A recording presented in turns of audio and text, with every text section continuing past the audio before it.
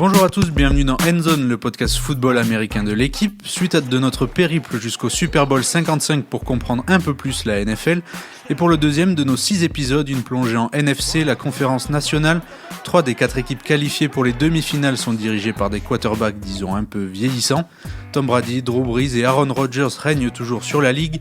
Et on va justement s'interroger, mais où trouvent-ils leur élixir de jouvence ? Comment sont-ils devenus des icônes ? De quelle manière se sont-ils adaptés au football d'aujourd'hui ? Et puis quel rôle occupent-ils dans leur franchise entre business et soif de triomphe ? Pour répondre à ces questions, les 2 consultants de la chaîne L'équipe qui ont brillamment commenté le choc Titans-Ravens dimanche sur notre chaîne.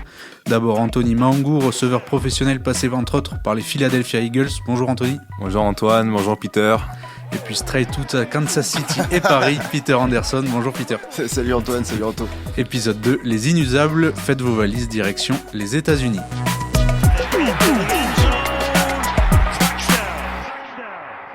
J'ai ce feu en moi et il n'est toujours pas éteint. Anthony, Peter, ça c'est du Tom Brady à l'équipe magazine en 2018. Nous sommes 3 ans plus tard, Tom Brady en a 43 et sa phrase pourrait avoir été énoncée hier. Elle pourrait aussi venir de Drew Brees, 41 ans, ou d'Aaron Rodgers, 37 ans. Le trio de quarterback est toujours là, presque en pleine forme, capable du meilleur, comme en atteste cette saison. Les Buccaneers de Brady sont en demi-finale, les Saints de Brees également, et les Packers de Rodgers sont terminés à la première place de la NFC. Peter, avant de se plonger sur leur parcours récent, qu'est-ce que représentent ces 3 joueurs dans l'imaginaire collectif américain ? Déjà, le poste de quarterback dans l'imaginaire collectif américain, c'est le poste numéro 1 dans le sport. C'est la position la plus importante. C'est un peu le rêve de tout enfant d'être quarterback de son lycée, puis de son université, puis d'une équipe NFL. Et donc, pour ça, évidemment, quand en plus on a des carrières comme l'ont Brady, Rodgers et Brees, on entre dans l'histoire du sport américain et dans l'histoire des États-Unis, quelque part. J'ai envie de dire ça. Je sais pas si tu seras d'accord avec moi, Anthony, parce que le sport a tellement une importance dans ce pays. C'est un peu différent par rapport à ce qu'on peut connaître nous en France. Donc voilà, ce sont des légendes, mais ce sont aussi des exemples, des modèles de réussite américaine. Brady, c'est une légende à New England, peut-être il le sera aussi à Tampa Bay. Brees, une légende à la Nouvelle-Orléans. Aaron Rodgers, légende à Green Bay. Anthony, c'est le genre de joueur avec lequel on grandit, qui met des étoiles dans les yeux ? Pour un Américain, c'est sûr. Moi, tu vois, j'ai connu le football américain en 2007. J'avais 12 ou 13 ans et je te cache pas, à ce moment-là, on a déjà les Drew qui est à New Orleans, on a Tom Brady aux Patriots et Rodgers aux Packers.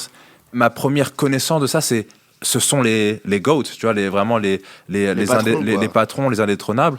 Et au fur et à mesure que tu t'intéresses, et moi vraiment je suis encore jeune, je m'intéresse à ce sport et je me rends compte de l'impact que ces joueurs ont dans la ligue, mais dans la nation. Tu le disais, Peter, c'est le football. C'est un peu une religion. Je ne veux pas dire de blasphème, mais c'est vraiment, ça a une telle importance que et en plus, Peter, tu as dit, le poste de quarterback, c'est l'illustration parfaite du leader, où vraiment tu mènes ton équipe, pas seulement ton attaque, mais ton équipe. Et pour ça, il faut certaines qualités. Et ces joueurs-là, ils sont de parfaits exemples de tout ça. Alors on va rappeler un peu le palmarès des uns et des autres. On commence avec le plus gros morceau, Tom Brady. Le comeback kid a gagné 6 Super Bowls, un record en 2002, 2004, 2005, 2014, 2016 et 2018 avec les New England Patriots. 6 finales dont il a été élu 4 fois MVP, un autre record. À cela s'ajoutent 3 titres de meilleur joueur de la saison régulière. Pour Drew Brees, c'est un Super Bowl en 2010, à la fin duquel il est élu MVP, mais aussi le record du plus grand nombre de yards à la passe dans toute l'histoire de la NFL. 81 358 yards série en cours. Et pour Aaron Rodgers, c'est un Super Bowl 2011, MVP lui aussi, et un paquet d'autres de distinctions. Et sûrement bientôt aussi le titre de meilleur joueur de la saison actuelle. C'est indiscutable pour lui cette saison. Je pense, ouais. On en a beaucoup parlé. On en a parlé d'ailleurs dimanche dernier lors du live. On a pensé que ce serait Patrick Mahomes pendant un moment, mais Aaron Rodgers a été, on va dire, plus régulier. Il a un peu de moins de yards à la passe, mais il a plus de touchdowns, moins d'interceptions. Je crois qu'il a 10 touchdowns de plus que Mahomes, si je me trompe pas. On regardait dimanche avec Anto.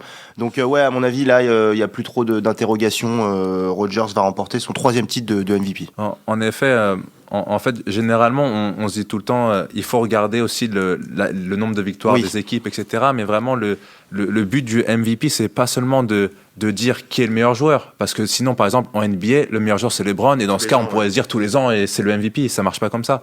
Cette année, honnêtement, Aaron Rodgers, ce qu'il fait, c'est incroyable. On a parlé de ses touchdowns, de ses interceptions. Ce ratio, il est quasi parfait. On peut aussi rajouter le fait que, par exemple, en termes d'armes à sa disposition, il a un excellent running back, d'accord, mais en tant que receveur, le receveur, c'est Davante Adams. on pourra en parler plus tard. Pour moi, il est dans la conversation du titre de joueur offensif de l'année. Alors que Patrick Mahomes, il a encore beaucoup plus d'armes en fait, Peter. Tu vois, il a Hill, il a Kelsey, il a du monde. Ouais, c'est ça, il a du monde. Donc je pense que c'est des paramètres qu'il faut prendre en compte dans tout ça. Et pour le coup, Peter et moi, on est assez d'accord pour dire que cette saison, ça devrait être Aaron Rodgers. Et je vais vous proposer de faire un petit ping-pong entre vous deux, de replonger dans vos souvenirs.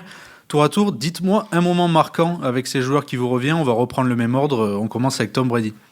Vas-y, Anto, vas-y. Ok, je commence. Alors, moi, Tom Brady, le premier grand souvenir que j'ai, j'ai pas envie de parler trop loin dans le passé. J'ai envie de rester le plus récent possible. C'est le comeback contre les Falcons d'Atlanta lors du Super Bowl, où j'ai fait l'erreur, pour la petite anecdote, d'arrêter de regarder le match à la mi-temps. J'ai arrêté le match à la mi-temps. On rappelle que les Falcons menaient 28-3 et qu'au final, les Patriots se sont imposés. Exactement. Et j'ai fait l'erreur d'arrêter ce match et je reçois des messages de mes coéquipiers, parce qu'à ce moment-là, je suis à la fac, et Anthony, tu vois ça? J'ai dit, qu'est-ce qui se passe? Moi, j'ai arrêté de regarder, tu vois. Mais je pense que, d'un point de vue personnel, pour moi, Tom Brady, c'est tout simplement quand je l'ai rencontré lors d'un match de pré-saison, donc avec les Eagles contre les Patriots, où moi, je suis vraiment un grand compétiteur, tu vois, et je déteste rentrer dans ce mood où je suis un peu un fan. Mais quand t'as Tom Brady en face de toi, la fierté, ton ego, tu le mets de côté. Et vraiment, t'es content de vivre ça. Alors moi, j'ai jamais joué contre Tom Brady. Je l'ai jamais rencontré, malheureusement. Moi, alors oui, bien sûr, à tous ces Super Bowls, mais moi, c'est la saison qu'il fait où il y a Randy Moss qui va aux Patriots, l'un des meilleurs receveurs de l'histoire. Et je me rappelle notamment, alors j'ai essayé de chercher, mais je me rappelle plus contre qui c'était. C'était un match de Monday Night Football.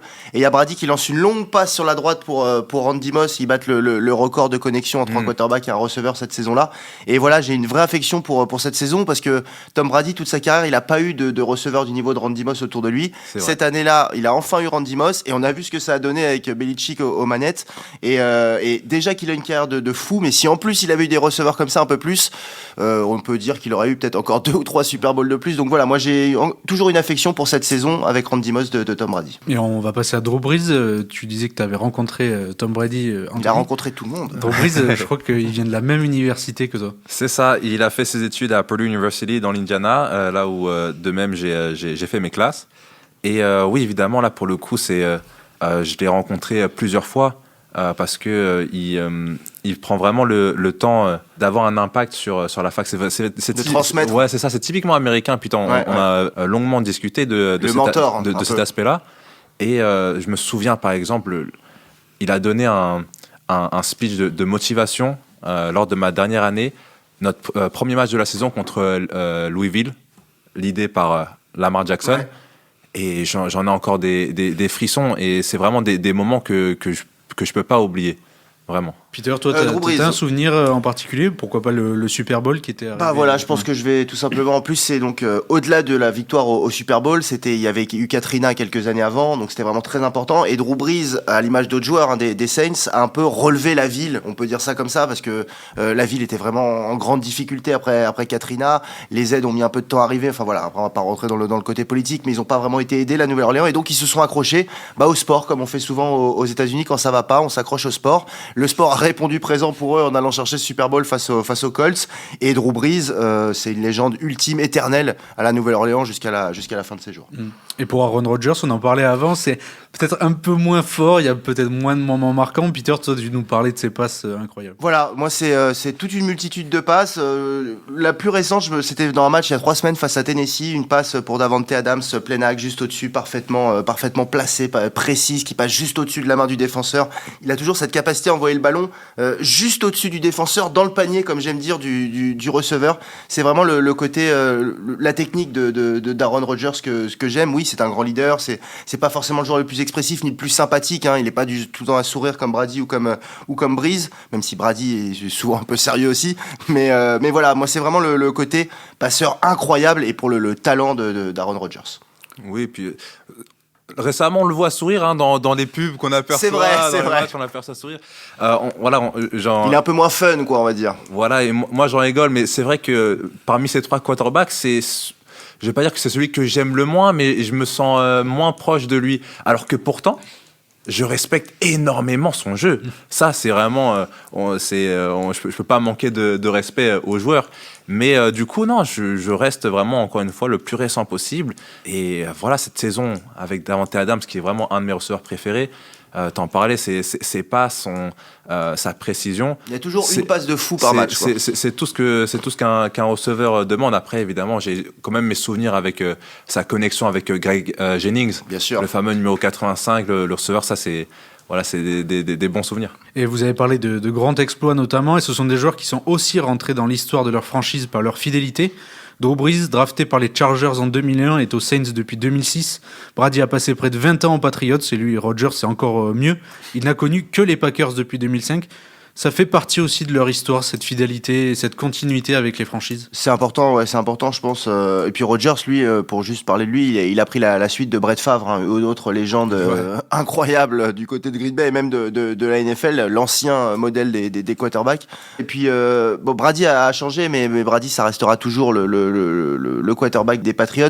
Et la longévité, évidemment, que c'est important. Et je pense que, par exemple, pour revenir un peu à quelque chose d'un peu plus actuel, même si les trois jouent encore, Patrick Mahomes, s'il a signé aussi ce gros contrat à Kansas City pour rester longtemps, c'est pour vraiment s'ancrer dans une franchise, et je pense qu'il a compris le côté historique. Faut que je reste là, faut que ce soit moi qui élève les Chiefs pour justement laisser mon nom dans l'histoire de la NFL. Il y a vraiment ce côté de vouloir prendre les choses en main. À partir du moment où tu sais que tu connais tes compétences, mais tu sais aussi que ton coaching staff, l'équipe de management de l'équipe et surtout la fanbase compte sur toi, eh ben, il est temps de prendre les responsabilités et quand tu officialises la chose, ça y est, maintenant t'es lancé, t'as fait le grand saut, maintenant faut gagner après. Maintenant faut gagner, tu vois. Toujours à l'équipe magazine, Tom Brady disait « La manière dont je me prépare a beaucoup changé d'année en année. Je ne mange par exemple pas de plat qui contient du sucre blanc, de la farine ou de l'huile d'olive. Je m'interdis de boire du café, être constamment hydraté est la base de ma méthode. Je bois entre 12 et 25 verres d'eau par jour. » Alors c'est un exemple très précis avec Tom Brady. Il a aussi changé sa méthode de musculation. Le secret de leur longévité, c'est ça, ce professionnalisme ? Anthony, je pense, sera un peu plus précis que moi là-dessus, mais juste pour dire, la nourriture, c'est le carburant du corps humain, donc c'est sûr que oui, s'entraîner, faire de la muscu, s'entraîner, faire des passes, tout ça, oui. À côté, l'alimentation, le rythme de vie, les heures de coucher, avoir un rythme régulier, je pense que c'est aussi, et peut-être même plus important encore. Ah, c'est ça, l'hygiène de vie. Surtout à cet âge-là. L'hygiène de vie, c'est un facteur qui... même à l'heure actuelle, je trouve qu'il est tellement sous-estimé. Et le problème, c'est qu'en fait, je pense que c'est parce qu'on est... Quand un joueur est jeune, justement, on a encore cette... on a tellement d'énergie, on récupère vite. Quand on se blesse, on guérit vite. Et malheureusement, c'est ce qui fait défaut à beaucoup de joueurs parce qu'ils attendent, en fait. Ils ne sont pas proactifs. Alors que les grands joueurs, ces trois quarterbacks, par exemple, ce sont des joueurs qui ont vite compris que l'hygiène de vie, c'est important. Tu as mentionné donc, cette citation de l'équipe magazine. Il a aussi fait un livre que j'ai lu, TB12 Method, et tu vois, il parle aussi donc, de cette hygiène en parlant de l'hydratation, de la nutrition, mais même aussi en point de vue exercice. Tu vois, par exemple, pour les entraînements, d'un point de vue classique, voilà, un joueur de football, ça pousse la fonte, ça fait beaucoup d'haltérophilie pour des mouvements explosifs, etc. Alors que lui, dans son régime de travail, c'est beaucoup de travail avec des élastiques, justement pour éviter cet effort qui peut, à la longue, peut détériorer tes muscles. Au contraire, il travaille vraiment la souplesse des muscles. L'élasticité. C'est ça, l'élasticité des muscles, vraiment de la prévention, surtout au point de vue des articulations. Et ça doit aussi un peu se jouer dans la tête. On l'a vu cette saison. Drew Brees se fracture 11 côtes face aux 49ers en novembre. On est début janvier. C'est lui qui permet, entre autres, aux Saints de battre les Bears au premier tour des playoffs. Il y a une dimension un peu... éternel, qui est toujours là, quoi. Ouais, il arrive toujours. Non, mais je suis d'accord. C'est aussi l'expérience qui fait ça, hein, parce que même ils ont atteint tellement un niveau de maîtrise et de contrôle quand ils ont le ballon derrière leur ligne offensive. La défense, ils la lisent maintenant automatiquement. Ils voient un gars bouger à droite, lui il a fait un pas à gauche. Ok, je sais exactement ce que ça veut dire. Donc ça leur permet aussi d'être, même quand on est un petit peu moins bien physiquement, de quand même contrôler, de quand même être performant. Et je pense que Drew Brees, il est peut-être revenu au top, mais quand il est revenu notamment dans le match face aux Chiefs, il n'était pas encore à son top niveau. Je pense que d'ailleurs il sera pas cette saison à son top niveau avec toutes les blessures. Il a aussi eu des blessures la saison dernière, mais il y a cette maîtrise, il y a cette expérience qui fait la différence. C'est ça, et c'est là où on voit vraiment l'aspect tactique de ce sport. Encore une fois, quand on connaît pas trop ce sport, on voit vraiment c'est un très très gros sport de contact. Et justement, quand comme l'a dit Peter, quand tu es diminué physiquement, tu es obligé de t'améliorer rapidement à un autre niveau. Et c'est le point de vue mental et tactique. Et c'est là où voilà, l'expérience, comme tu l'as dit, ça fait vraiment la différence. Et c'est ce qui nous permet notamment de voir des passes incroyables comme celle de Breeze, on l'a vu ce week-end par-dessus, sous pression. Il y a une notion de défi qui est importante aussi, je trouve, chez eux. L'exemple type, c'est Brady qui quitte les Patriots pour les Buccaneers à l'intersaison l'année passée.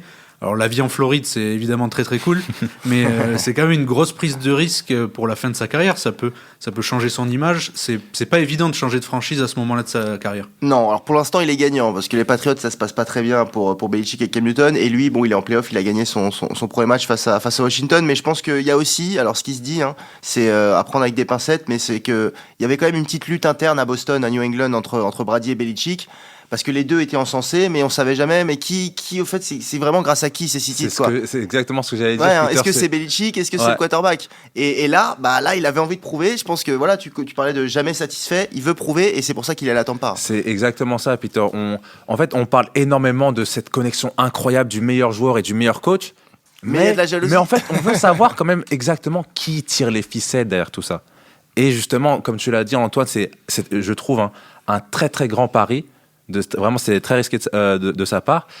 Mais là, à l'heure actuelle, quand on voit que Tom Brady il a réussi à mener les Bucks en playoff, enfin, alors que de l'autre côté, on a quand même Belichick qui avait recruté un certain Cam Newton, et pourtant, voilà, on manque les playoffs. Et Brady, pour le coup, là, c'est lui qui tire les ficelles. Paris réussi. Arrivée de Gronkowski, son ami de toujours. Antonio Brown, c'est lui qui a vécu chez lui pour apprendre le jeu des Bucks. C'est totalement lui. Et il y a un autre aspect qui est intéressant, c'est l'argent, non pas pour des questions purement salariales, mais c'est une réflexion que notre confrère Samy faisait, c'est que ces joueurs ont conscience que pour garder un niveau de compétitivité élevé, il faut une grosse équipe et donc forcément des joueurs bien payés à leur côté. Les trois ont des contrats plus qu'honorables évidemment, mais loin de ce qu'on a pu voir récemment avec d'autres joueurs. Est-ce que c'est un enjeu majeur selon vous, par exemple, pour que Breeze soit entouré de joueurs comme Cameron Jordan, Michael Thomas, Alvin Kamara, ou que Rodgers puisse conserver un bon receveur comme Davante Adams? Oui, et pour le coup, tu parles de Breeze et de Rodgers, mais on a souvent parlé de ça avec Tom Brady aussi, parce que Tom Brady à New England a accepté des baisses de salaire pour avoir des meilleurs joueurs autour de lui qu'il n'a pas toujours eu, notamment au niveau des receveurs. C'est ça, et ça que je trouve fou, parce qu'en effet, pour moi, Tom Brady, c'est l'illustration parfaite du meilleur joueur qui décide d'être moins payé justement pour donner beaucoup plus de chances à son équipe d'avoir plus de pièces. Mais en termes de receveurs, on n'avait jamais rien. Non, il peut aussi au niveau défensif que les Pats essaient de s'améliorer. Oui. Voilà, mais c'est une notion qui est très importante et les trois ont totalement assimilé le fait qu'ils doivent être moins payés eux pour avoir une meilleure équipe. Ouais, et puis je pense que je veux pas revenir tout le temps à Patrick Mahomes, mais Rodgers et Breeze ont eu des gros contrats en début de carrière comme là l'a eu Patrick Mahomes, et peut-être que dans un deuxième temps. Bon, si on a gagné 5 Super Bowl, ok, peut-être on se pose pas la question, mais si on n'a pas encore gagné de Super Bowl ou si on a envie encore de gagner et que voilà, on est de ce côté non satisfait, on va peut-être baisser son salaire, on va prendre un peu sur soi pour toujours avoir une meilleure équipe autour et pour continuer à gagner. Et c'est quelque chose qu'on voit notamment récemment. Matt Ryan, le quarterback des Falcons, énorme contrat, les Falcons au Super Bowl, on l'a dit avec le comeback de Brady, et les Falcons aujourd'hui, c'est un peu plus compliqué. Même beaucoup plus compliqué. Très compliqué. c'est cette histoire de dominer une partie de match et ensuite de vivre un comeback et d'avoir, on va dire, le mauvais aspect de tout ça. En effet, c'est en tant que fan des Falcons, moi, je pourrais pas. Et autre exemple, Antoine, les Ravens, quand ils gagnent le Super Bowl face à San Francisco, derrière, la franchise donne un énorme contrat à Joe Flacco, leur quarterback.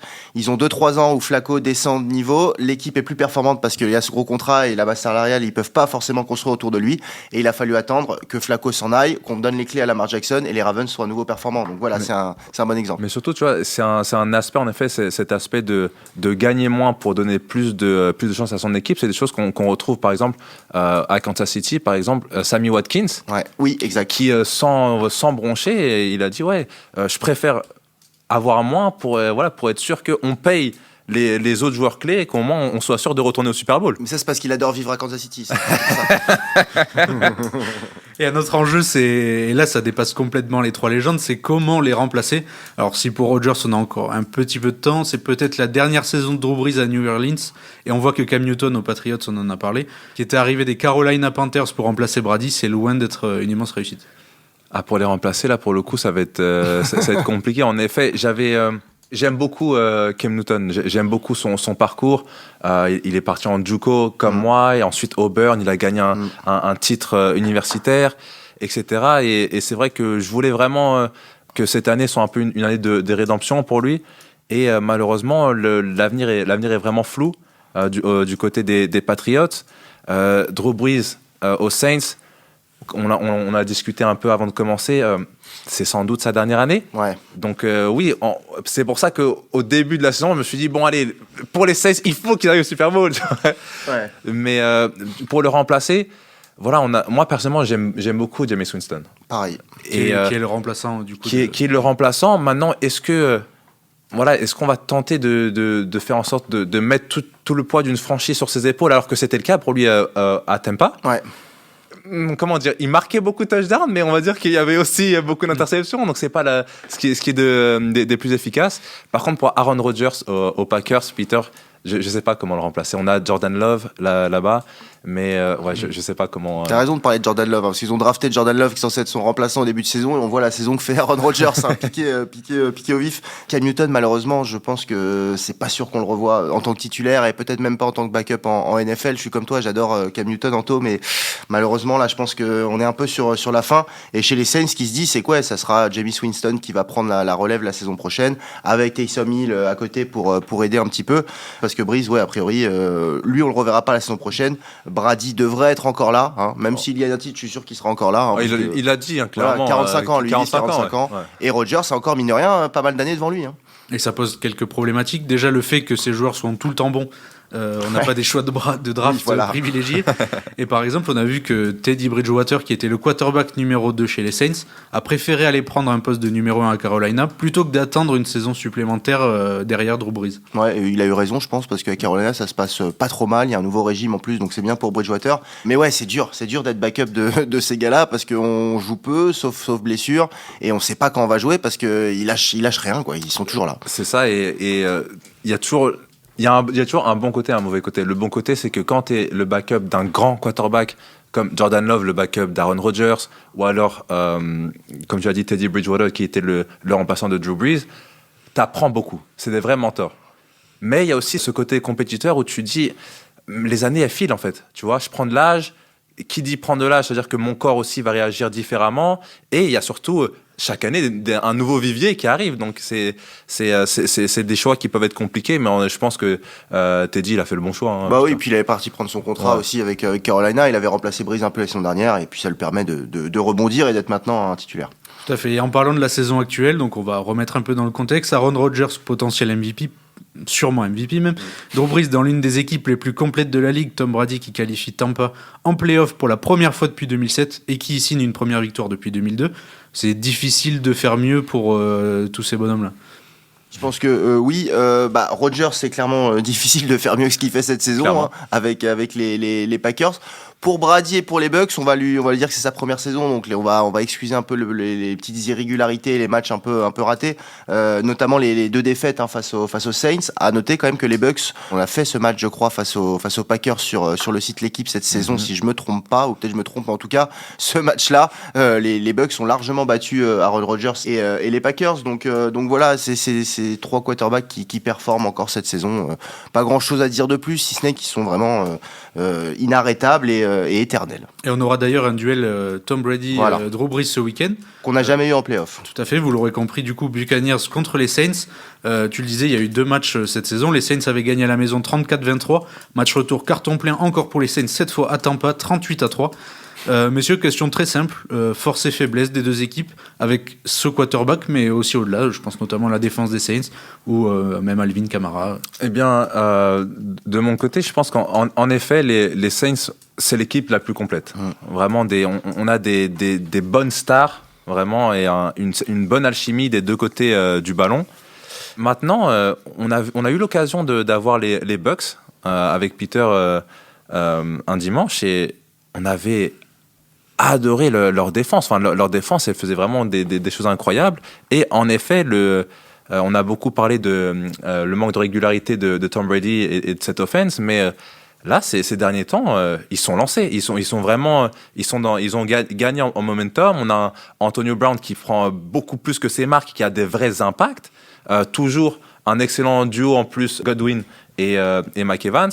Ça va être vraiment très serré. Et là, pour le coup, j'ai envie de dire les Saints, mais c'est Tom Brady. Ouais, il n'y a pas vraiment de points faibles d'un côté comme de l'autre.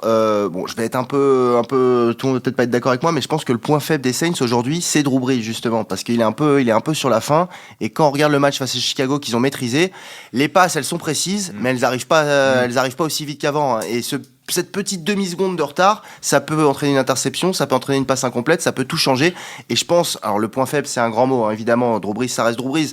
Mais attention à ce qu'il ait pas le bras un petit peu timide face à Tom Brady qui a lui encore toutes ses capacités plus ou moins. Ouais, honnêtement, c'est un bon point que tu soulèves. Et c'est vrai que maintenant que tu dis ça, j'ai des images de certains jeux où c'est vrai que tu dis c'est pas l'ancien Drew Brees. Voilà, c'est ça. Ouais. Même si l'avantage du terrain pour les Saints pourra compter aussi. Pour Aaron Rodgers, ce sera face aux Rams. On y reviendra dans quelques petites minutes. Petit flashback aussi sur leur saison. Bilan de 13 victoires pour 3 défaites en NFC. La première place, comme on le disait, c'est la meilleure équipe de la ligue avec les Chiefs de Patrick Mahomes. Pour que les gens visualisent très rapidement, c'est une équipe plutôt offensive et agréable à voir jouer, les Packers. Oui, et depuis 2 ans, ils ont changé de coach, d'entraîneur principal. Il y avait avant, c'était un Mike McCarthy, qui est maintenant l'entraîneur de Dallas, qui était un peu un ancien, c'était un peu l'ancienne école. On est allé chercher un jeune coordinateur offensif qui travaillait à Tennessee, Matt LaFleur, qui depuis son arrivée, alors au début il y a eu des petites histoires, est-ce qu'ils s'entendent bien, Rodgers, LaFleur, est-ce que ça va bien?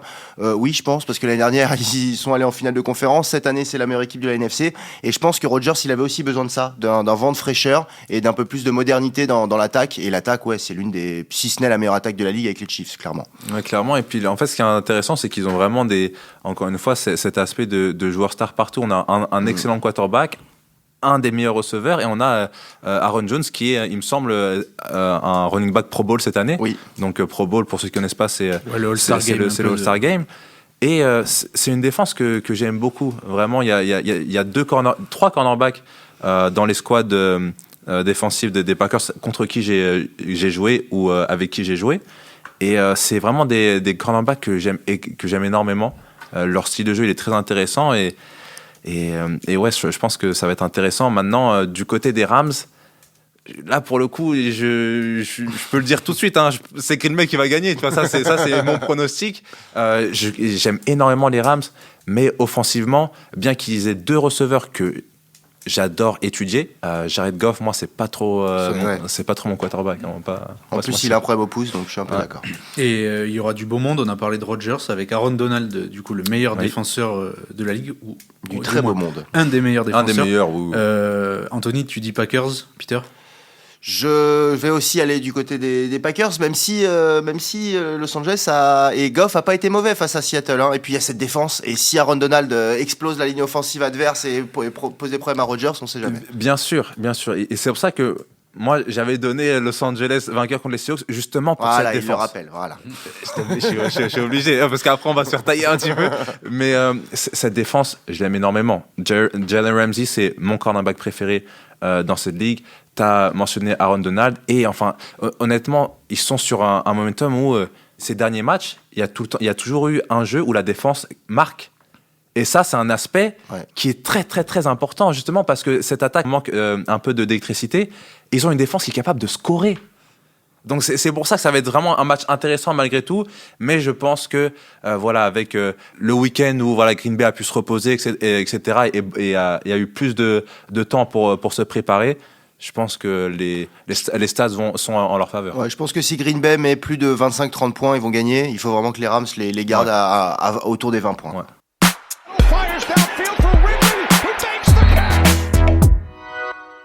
Eh bien messieurs, pour finir notre rendez-vous de fin d'émission, le MVP de Endzone en quelque sorte, on vous avait expliqué la semaine dernière, et on avait parlé de la rédemption extraordinaire d'Alex Smith, le quarterback de la Washington Football Team. Aujourd'hui, on aurait pu évoquer la personne qui a eu l'idée de diffuser les matchs sur la chaîne pour enfants Nickelodeon aux États-Unis, avec tout un tas d'effets spéciaux dont Bob l'éponge entre les poteaux. On vous conseille d'aller voir ça. Mais on va rester sur le sportif et évoquer le coach des Cleveland Browns, Kevin Stefanski. Son équipe a réalisé un bel exploit en éliminant les Steelers de Pittsburgh le week-end dernier, 48-37. Lui, il a vécu un match particulier depuis son canapé en raison du Covid-19. Mais si on avait envie de parler de lui, c'est parce qu'il a littéralement changé le visage des Browns. Il est arrivé en début de saison, il a conduit cette équipe en play-off pour la première fois depuis 2002, signant un premier succès depuis 1994. Tout simplement, c'est un magicien, Kevin Stefanski à Cleveland. Si ça continue comme ça, ils vont lui faire une statue à Kevin Stefanski. Aux Eagles, ils ont bien fait une statue à Doug Peterson qu'ils ont depuis renvoyé. Mais ouais, non, Stefanski, il y avait eu 2 problèmes à Cleveland. Il y avait le problème du quarterback. Ça, on l'a plus ou moins réglé avec Baker Mayfield, surtout avec ces 2 derniers matchs. Là, il a vraiment montré, ok, on peut compter sur Baker Mayfield. C'est notre futur, en tout cas, proche. On va s'appuyer sur lui. Et puis l'année dernière, justement, le problème, c'était le head coach. Même les années précédentes, l'année dernière, ils avaient fait confiance à Freddie Kitchens. C'était un peu une surprise, pas générale, mais voilà, on s'attendait pas à ce qui donne les clés de l'équipe à Kitchens, qui s'entendait bien avec Mayfield. On s'y attendait pas, Peter. Pas du tout, on est d'accord. Et qui était l'ancien coach de quarterback et qui était proche avec Mayfield, donc on a voulu lui faire confiance. Ça n'a pas fonctionné du tout. Et donc cette année, on est allé chercher l'ancien coordinateur offensif des Vikings, un peu comme les Packers l'ont fait, ce que je racontais avec Matt Lafleur. C'est la mode d'aller chercher des coordinateurs offensifs dans les franchises où les attaques fonctionnent bien.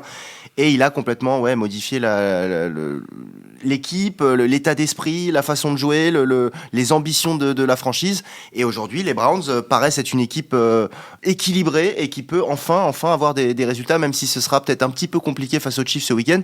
Mais ouais, Kevin Stefanski, qui a dû prendre un petit cocktail sympa sur son canapé après le match, il a tout géré à distance. Et puis il faut aussi dire bravo à ses assistants qui ont dû gérer sur la touche et qui ont parfaitement géré dans ce match maîtrisé de bout en bout. Mais c'est un coach très moderne qui colle d'ailleurs avec les idées de certains de ses dirigeants. Anthony, il y a eu la blessure d'Odell Beckham Jr. qui a été un peu un moment marquant de leur saison, et malgré ça, les résultats sont très bons. Ça, c'est vraiment un sujet. Je pense qu'on pourrait avoir toute une session podcast sur ça.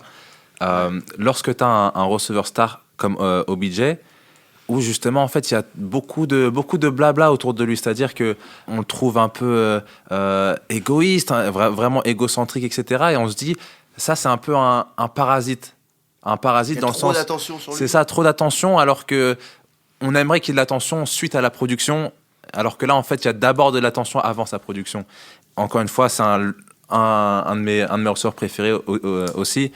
Mais pour le coup, je pense que pour cette franchise de Cleveland, j'ai envie de dire avec des guillemets que c'est un peu un mal pour un bien, et que en fait, maintenant qu'ils n'avaient plus à dealer avec cette situation, on peut maintenant se concentrer sur ce qui compte. Et c'est vraiment l'équipe et comment atteindre les playoffs, chose faite. Et maintenant, comment gagner, bon, fait avec les Steelers, mais maintenant on a les Chiefs, donc c'est très impressionnant. La blessure d'Odell Beckham, vraiment, moi je vois ça pour la franchise comme un mal pour un bien.